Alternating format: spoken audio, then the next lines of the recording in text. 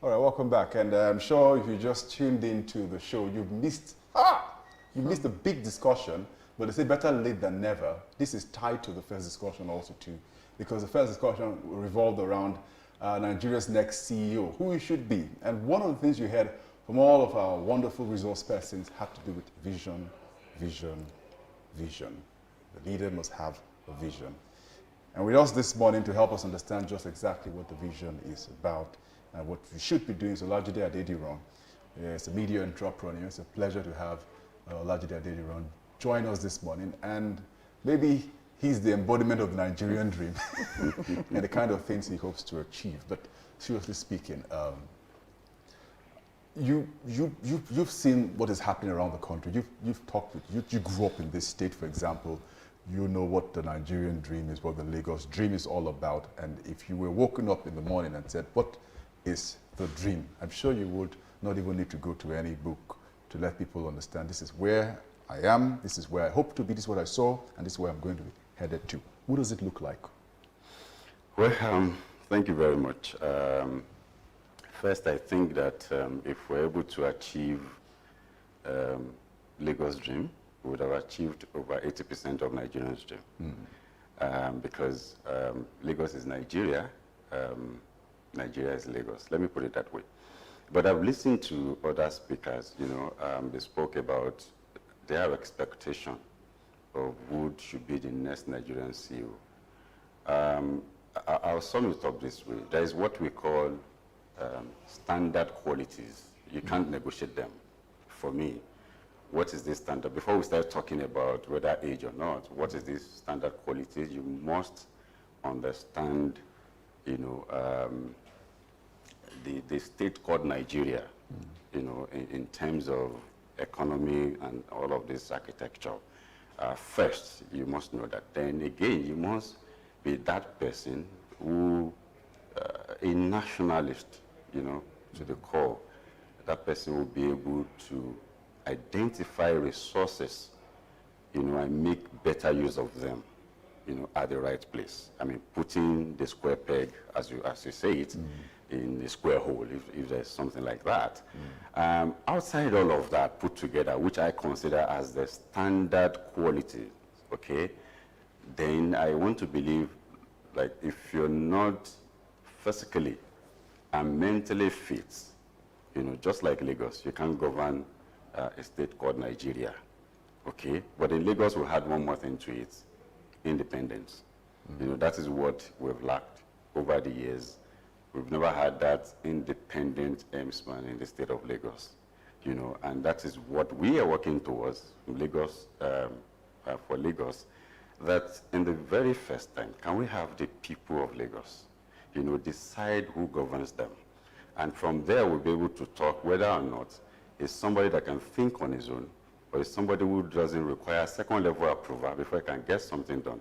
Is it somebody we can all approach and say, hey, gentlemen, you're governing us, this is what we want you to do, and they won't tell us, hold on, let me run a second check, whether or not it's something I can do. That is, what I think should be a dream of any society, okay, to start with. All right, we're going to bank basically on the dreams, but let me let you know that we have someone joining us from Abuja at this point in time. Ari Odari is a public affairs analyst, and he joins us from Abuja studios. Good morning, thanks for joining us on the program. Yeah, good morning, thanks for having me. And it's so nice because we have the foundation already. We've begun to talk about the Nigerian CEO of our dreams, and now we're talking about the Nigeria of our dreams. Let's get your opening remarks as to that Nigeria that you've always dreamed of. Is that one you're living in at this moment?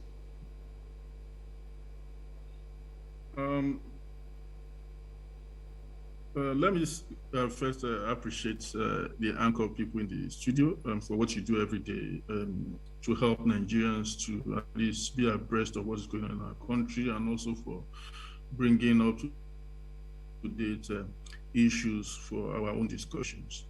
I don't think we have seriously articulated what should be the Nigerian dream.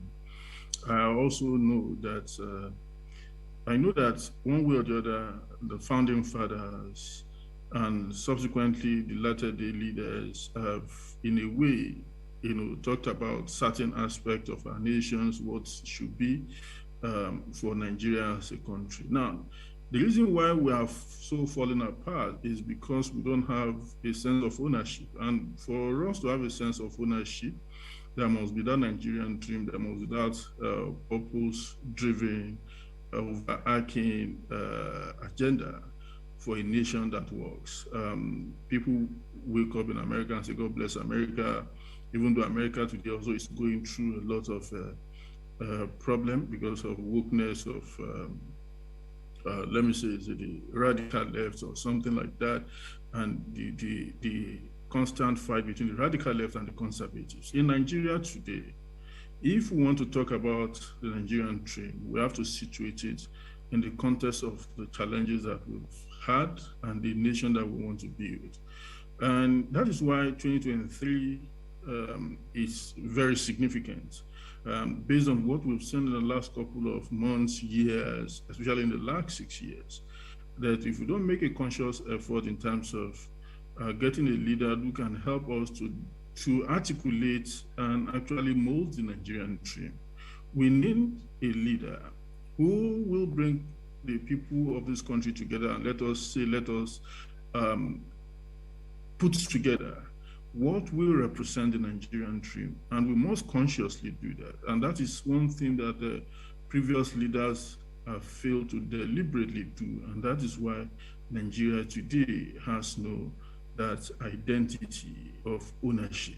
And that is why today people are racing to see what they can get out of the country. And that is why today we have doctors who are on strike and our leaders are going abroad for medicals. That is why today we have leaders who are ruling us and are taking their kids to school abroad. That can't be the Nigerian dream. In essence, we must have leaders who believe in Nigeria, who believe that Nigeria can prosper, who believe that this nation can be as great as any other nation in the world. And that is when we begin to talk about the Nigerian dream. So the Nigerian dream is about a common purpose of where we want this country to be and what we want this country to look like. And we must collectively, articulate and advocate for that. And we must do that also in the context of certain provisions of the Constitution, like Section 10 of the Nigerian Constitution. For instance, there was a judgment in Rivers State over issue of VAT. And there have been concern about the fact that some people are paying VAT on the South and somebody in Kano State is using that same VAT, for economic development when we will not allow alcohol. Now, as small as these issues were, you definitely want to situate in the context of how we should have a nation, how a nation should work. I decided to make reference to this simply because a situation whereby we advocate for we have Section 10 in our Constitution in terms of defining the secularity of Nigeria. And a good number of the states today are saying that they have to be governed by certain religious tendencies. That cannot be, how to articulate a nation. However, we can also decide to say, this is the way we want to also have our nation in the semblance of what we have in the United Kingdom. When you have Scotland, when you have Wales and all of that, subsumed in a single country called the United Kingdom. So that is the conversation we must have going forward. And we need the leadership at the National Assembly, at the executive level, for us to come together. And I love the topic. I must say that the Nigerian dream is a major assignment for the next crop of leaders that we should have in this country. Absolutely. Thank you very much for your opening, Dara Rio. And we get back to the studio in Lagos, the Center of Excellence, Olajide Adediran. It's the one popularly called Jandor.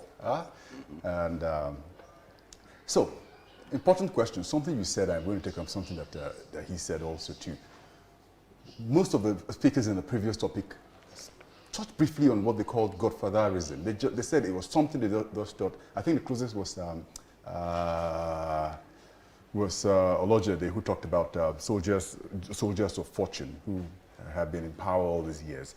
You have a Center of Excellence in Lagos. The argument, something you talked about, that a decision is made by one person rather than the collective good of the people is what you consider to be the vision that has been built. But if you spoke to each of those ones, especially in Lagos from 1999, from 2007 till date, they tell you that there is a master plan. We use Lagos as an example because a lot of people will agree with you that Lagos 80% of this country. It's the melting pot. It's a typical example of what Nigeria should be. They say they follow the master plan. The master plan for the different areas of development is where we are today. You say that that master plan isn't the dream, or would you intend to go ahead following that same master plan and you just have a problem because it is one person's idea? Where do you fall? Okay, you know, it takes me back to the issue of independence that I spoke earlier on. Everything we have in Lagos today, I don't think we shift that blame to say is one person's blame. I want to believe all of us have contributed to the woes of Lagos today. We're going to look at it this way. Let me speak to the master plan of a thing.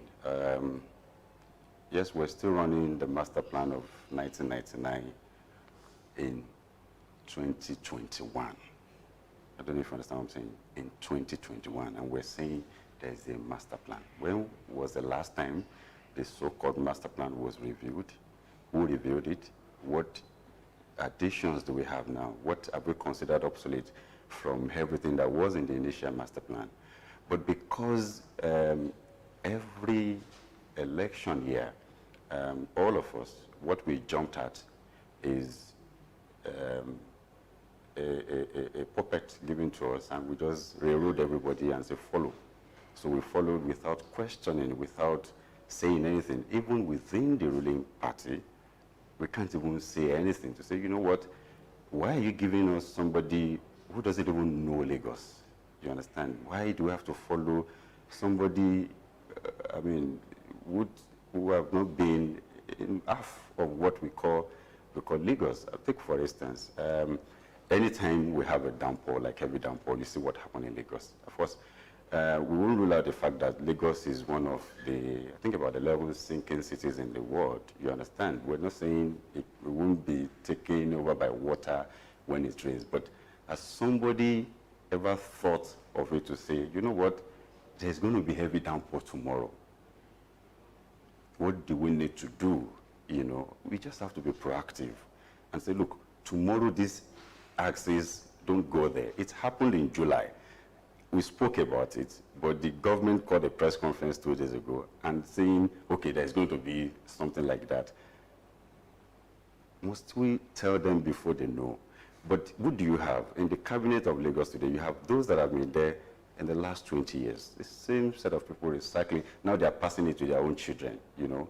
And what do you get from that? We need fresh ideas. We need, you know, fresh energies into governance in Lagos. And this is why we're still where we are. This is why in Lagos for Lagos, we're challenging the status quo.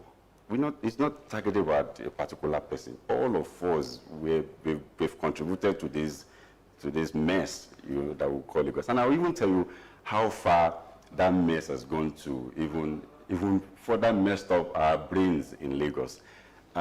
With our movement, some quarters are saying, oh, it's the same person that is sponsoring Jandor and the movement.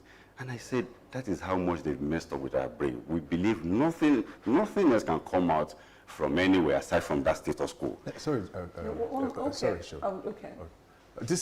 I'm intrigued by this picture you're painting, the political side. This picture that you have, I'm sure you're the only one who can show us exactly what the picture looks like for Lagos.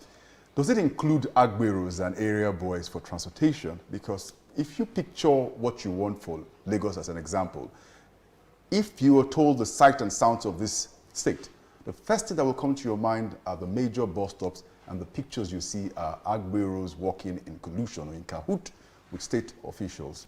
Nobody's been able to say exactly how to deal with this. I want you to tell me whether that's in your mind. And, you know, something that Bolan talked about, not just saying this is what I don't, but what you will do that will not cause repercussions on the larger society. I'll say something to you. Look at this topic that you just opened now. For me, I take everything to be a leadership issue, okay? But let's start this way. The menace this set of people in question create every other part of Lagos. Do you see it in Lekki? Do you see it in Ikoyi? Do you see it in Victoria Island? You understand? It shows that the state leaders, this is where they reside. They can't afford to have such mess here. Okay, so they would rather push it to us, in Badagi division, in the Ekpe division, in the Ikorodu division, because they don't even care. So it's a leadership problem. The moment we have a right leader who is independent-minded, he will be able to, what you need is a political will. All these guys you call Agbero, under the law, you know they're transport union, they're protected by labor law, okay? But because you decided to turn them to tools, right? And by the time that is happened, they can get away with any other thing because they've got something to also blackmail you with. Okay, like I said, it's a leadership problem. The moment you have it all good, you call them and say, you know what? Remain what you are in the face of the law. If you go on the wrong side of the law, then you have it. Or if you want to do an outright ban, you can do an outright ban and say, okay, let government take over their parks and put in, people, park managers who can do this and without harassing the people. If you want them off the street today, they are going to go off the street today. If you want them to stop the menace they're creating, it's a government issue. So that's for us in Lagos. I just tell our people, just like Nigerian issue too, let us just see our glass of water as half full rather than seeing it as half empty. You see, the rest to do to make it full is the decision we take between now and the year 2023 by changing the leadership of the state of Lagos. All right, thank you so much. I have a question for you, but let me go now to Ario Dari. It will seem to many people that the Nigerian dream, especially economically speaking, is far from where we could be as a nation, looking at the potentials that we have. Economically speaking, what's your Nigerian dream? Well, I will say that we had a trajectory, and if we had continued and sustained it in a way that we had the different regions competing effectively, and then having universities that were growing, including an economy that was sustainable. If we had continued without the military having an incursion in 1966, probably it could have been better. But now that that's in the past, that we now have a democratic system of government, we must be very deliberate. We must be very conscious. People still believe that we can continue to cut corners and think we can get the best out of this country in terms of development. No, we must definitely concede to those who are advocating for the restructuring of Nigeria. And in the context of this restructuring, we must make effort to say this is the kind of economy we want to have. And we've seen a model that once worked, which before independence and shortly post-independence. And this model is something that we can also consider at this point in time, because we cannot continue just to go in circles. The apologies to former Deputy Senate President Ekweli Madu when he talked about feeding bottled federalism. Of course, we can't continue on those parts of everybody assembling in Abuja to share money that is no longer there, that is drying up, when we are now using a good number of more than almost 90% of our income to service debt. No nation can prosper in that order. So it's important that we have to be deliberate, especially our young Nigerians. And I appreciate my brother in the studio when he's talking about the city of Lagos. Lagos has been a monumental disappointment because I don't think there is something like the Lagos dream. Every state, every community must have a dream. There should be the Ekiti dream. I'm from Ekiti State, and we should talk about how we want to have a good Ekiti in 2022 because there's going to be a governorship election. In 2023, there will be election in Lagos City. What is the Lagos dream? Lagos is more or less the microcosm of Nigeria. A state where Agberos are collecting revenue for the state is totally unsustainable. And that is one thing that it's so disappointing about Lagos. Lagos has all the intellectuals, has all the brainworks, and yet Lagos continue to suffer from the rule of mediocres. Mediocre may not necessarily be in terms of the political leadership alone, but but in terms of even the kind of knowledge that is available to the state in terms of which they are utilizing, Lagos has the best of brain.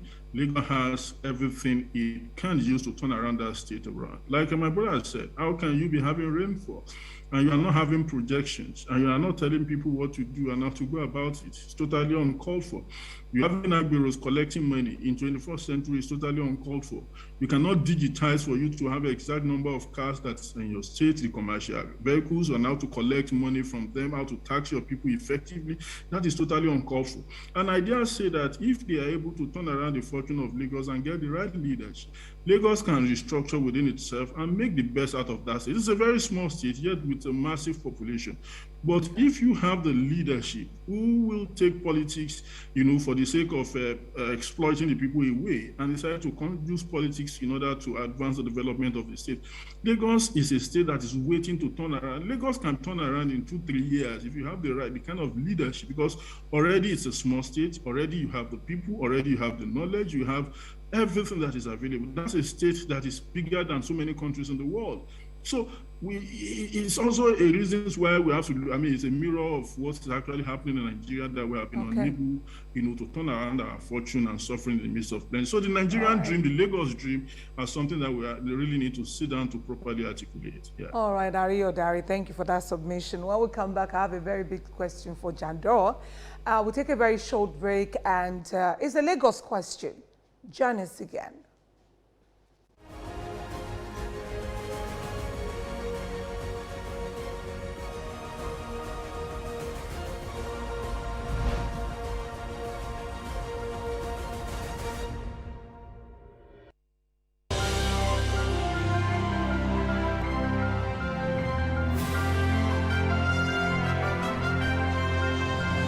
Hello Nigeria, my name is Folakemi Yunusa and I'm representing the land of beauty, Adamawa State.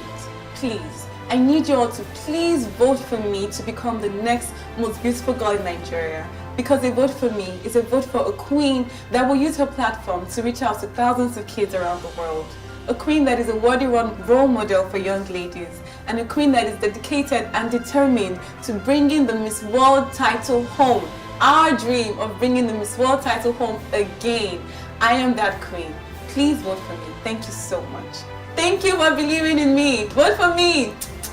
Hello Nigeria, my name is Chinimi Adizi and I'm representing Abia State, God's own state.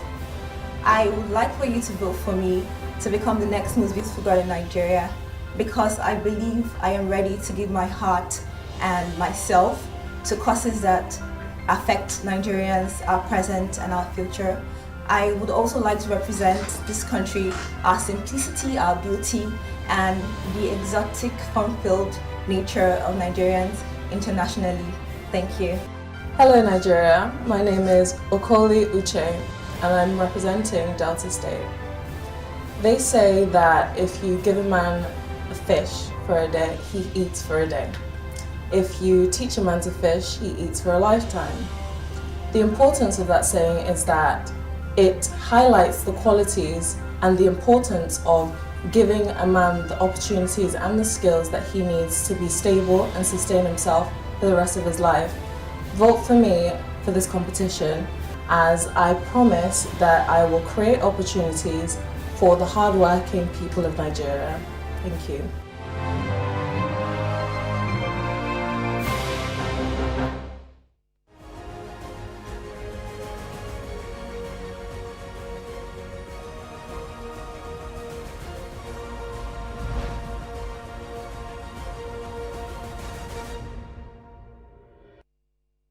You're still watching News Hub, and we're really putting the big question across to all Nigerians today. The Nigerian dream, is this still achievable? And we're going to be on this series for as long as we are here till 2023. We keep putting the questions out, and please share with us your thoughts via social media handles. We still have in the house Lajide Adediro, Jandor, as a media entrepreneur, and I know many people know you better as Jandor than even Olajide or whatever. Yeah. Any other thing people can call you. Also, we have Ariyo Dari in Abuja Studios. Thank you so much, Ariyo, for joining us on the show. So the big question is, an average person says Lagos is flourishing. If you can, don't laugh. Some will say, if you can't get a visa to go to London now, you can't go to America. I cannot laugh. I wish I can go to Lagos, where my dreams will come true. And to many people who live in Lagos, they feel like they're fine. But to those who know better, just like the other, Ariel said, and so many others, it could be better. In what better ways can Lagos be run? Well, I'll take us back to the question of a lot of people see Lagos as flourishing. Yes, you will say in the land of blind, one-eyed man is a king, correct? But if we take us back and look at, let me say from 2007, when Governor Fashola took over power in Lagos State, our budget has been between 400 billion to now that we have over 1 trillion. Okay, I mean, it hasn't gone down. And you will see us coming up every year and speak to how our budget has performed. It has always been over 90%, both in terms of revenue and deliveries and all of that. I would say between 2007 and 2015, really, we all knew Lagos actually worked, you know, to a very large extent. Because the environment, you know, we see infrastructure, and there was law and order, actually. In 2015, I mean, the guy that came, in terms of infrastructural renewal too, it didn't do bad. I mean, to some extent, because in his 2 years, we saw things that he was able to do. Unfortunately, at this point in time, going to 3 years, we can't even point to, even the sitting governor can't even point to a single signature project of his that will say, this is what I've done. In number of these 2 years, we've seen Ajah flyover, Abule Agba flyover, the Oshodi terminal was coming up, the, what's it called, the airport road, and all of those things. Whether you like it or not, the Penn Cinema flyover was coming up. This guy, we can count one of the things that we've seen.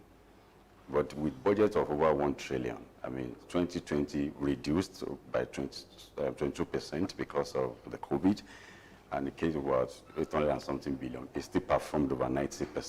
2021 budget is 1.1 trillion or thereabout.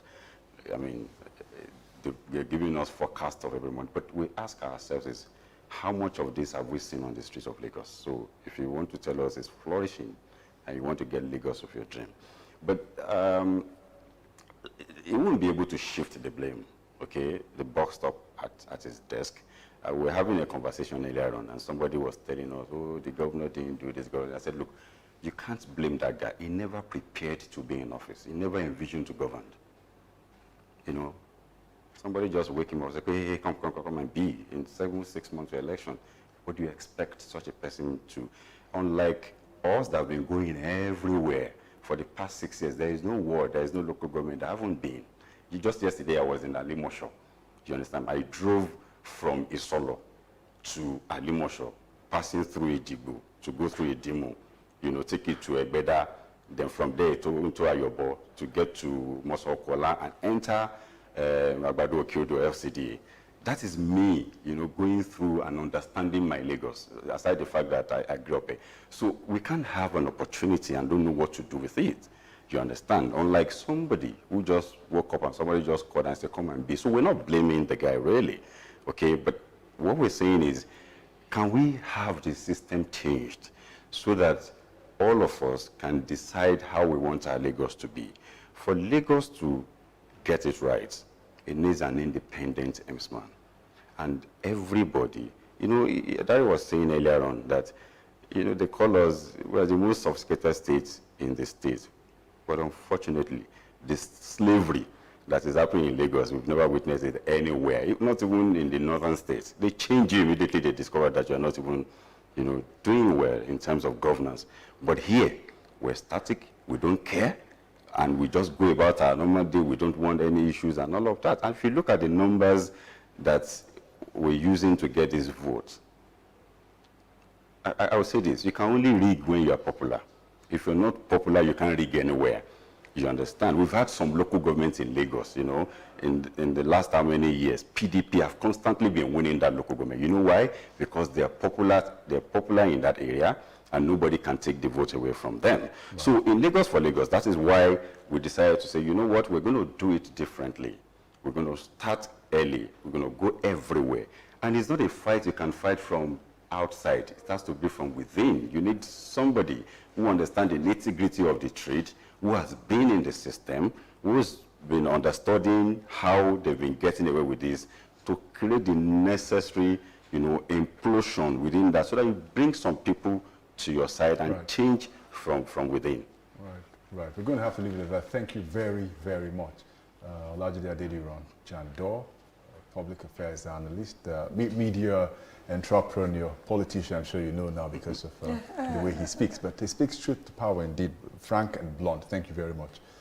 Thank you very much. And Daria Rio, rather, thank you very much. It's always a pleasure hearing you, Daria. I mean, always great to listen to. Do have a great week.